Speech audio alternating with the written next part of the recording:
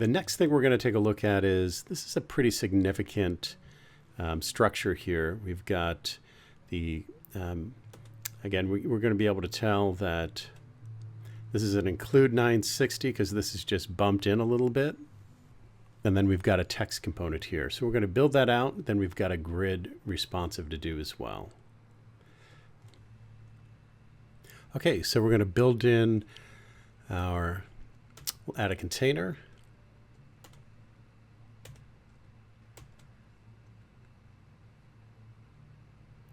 We're going to edit that, do a 960, include box 960. And again, the design designated actually had an interspace, and we're going to do some interspace eradication here in a little bit, but we will drop that in. And I believe there was a text component that was offered up.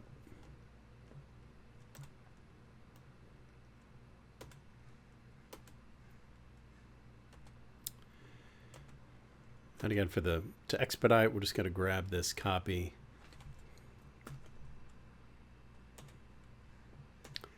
and drop it in.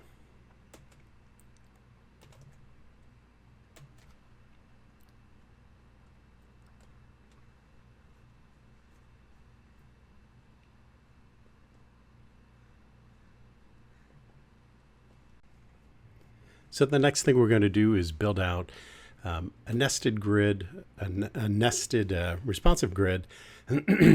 So it's a pretty complicated task. So we're going to go through this in and of itself. So right now we're still on the lacerte homepage, not our version of it, but the one that was created.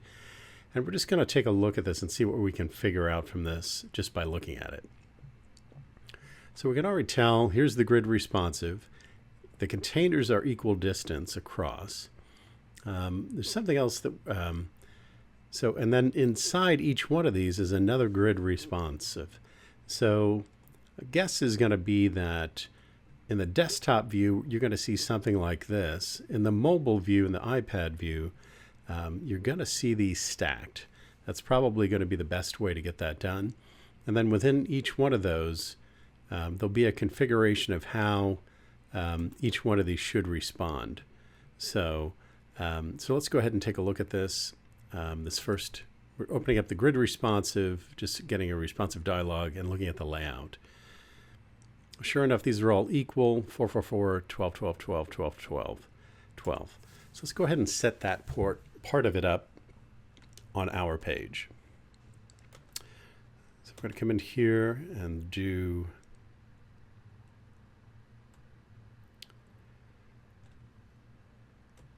grid responsive.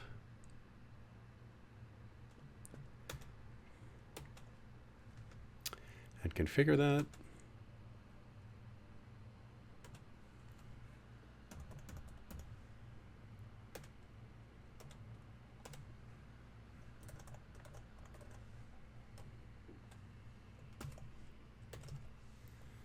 And set that up. So what that's done is just set up these first containers here. But now we're going to want to drop a grid into each one of these and then set each one of these up. And they are 12, 12, 4, 8. And again, we're going to have to change the grid type to a nested grid. So that will default, the default width will work in that nested grid configuration. So let's go ahead and do that.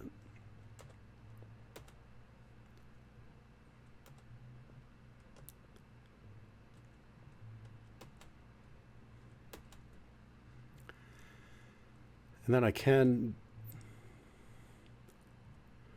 what we want to do is let's just go ahead and set this first one up, and then we can copy that across to the other ones as well.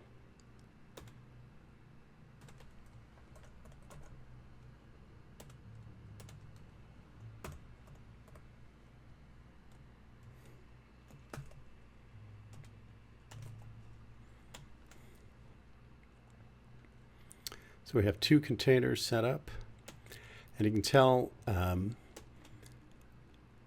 the number of unique containers was not in agreement. So that's a good example right there. And I realized right when I clicked OK that that's what I was doing.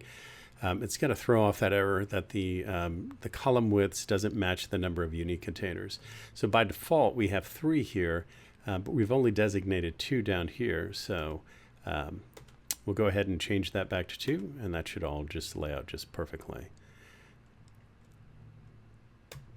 Now if we copy that, we should just be able to paste those in since they're all just the same.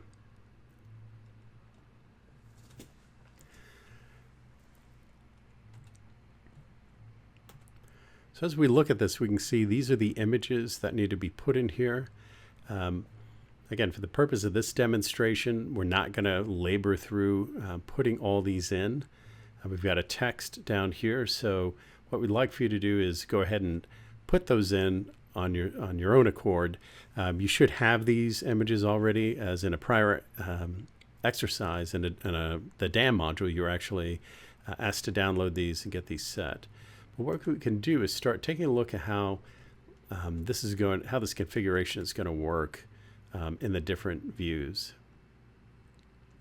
So I'm going to go ahead and go into our preview mode. Now in production, you're going to have a simulator where you can actually go through and pick out and designate different views. And in the training environment, unfortunately, that is not set up. So I can tell here, but I am in preview in the training environment. I can see the hover state working. I can tell there's a link there.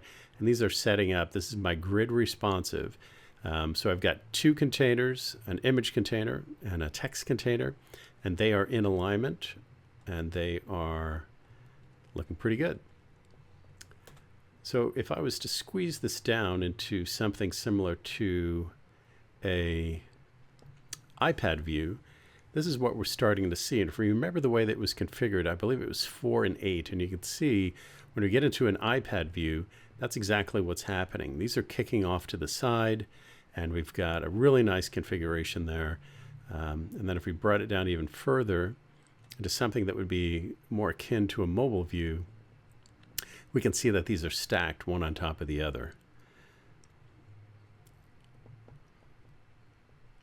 And again, this is the way these are configured. It's they're pretty complicated initially just to take a look at, but when you start to understand how the nested grids work, you can see that there is quite a bit of design complexity that you can get up with and also get to, and also really just consider how you want these configured within those different views.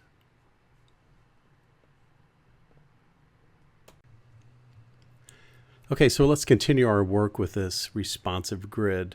Again, we're trying to replicate this look right here. And we've already got our responsive grids. Again, we're flipping back and forth between the lacerte homepage and our page. And so we can see that there are some images that are here. So let's go ahead and add in an image component.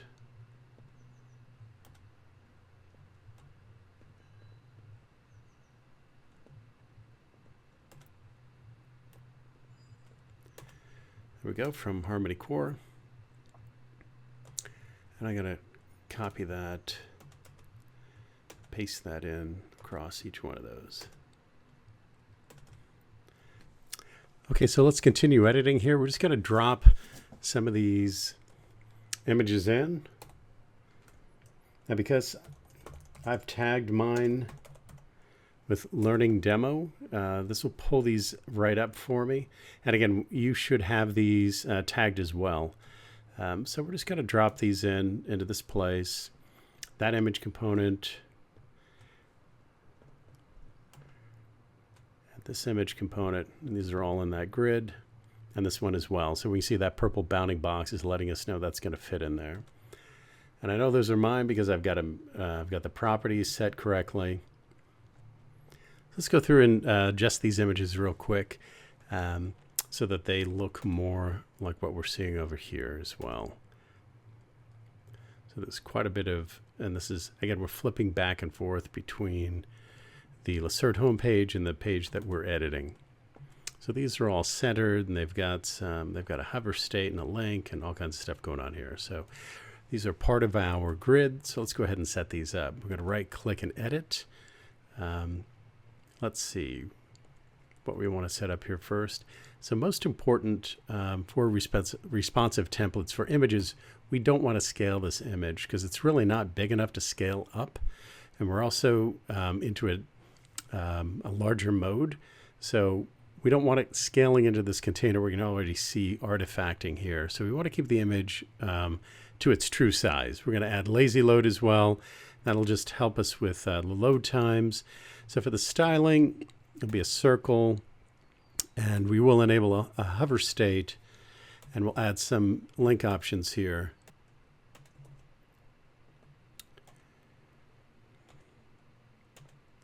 Let's see what we have there. Looks like it needs to be centered as well. Yeah, I missed that right there. There we go. And the border could actually be a little bit bigger.